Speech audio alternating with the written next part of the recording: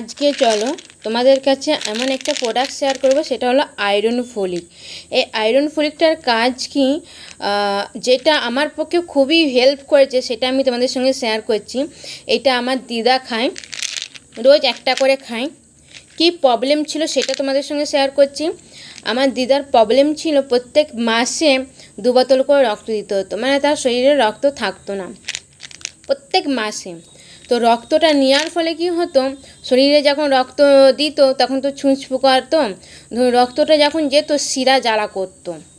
তো আবার যখন শেষের দিকে হয়ে যেত, রক্ত যখন শেষ হয়ে গেছে, ধরুন শরীরের মধ্যে আর রক্ত নেই, তখনও শরীর কিন্তু জ্বালাপোড়া করতো। কিন্তু এই চেরি আয়রন ফলিকটা আমাকে প্রচণ্ডভাবে হেল্প করেছে।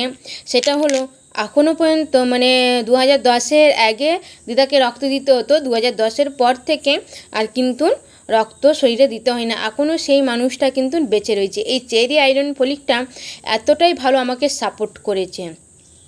তো এই বিজনেসটার কারণ হচ্ছে আমার দিদাকে চেরি আয়রনটা দিয়ে এখনও পর্যন্ত বাঁচিয়ে রেখেছি এবং রক্ত দিতে হয় না শরীরে, তার কারণেই আমার বিজনেসটা করা।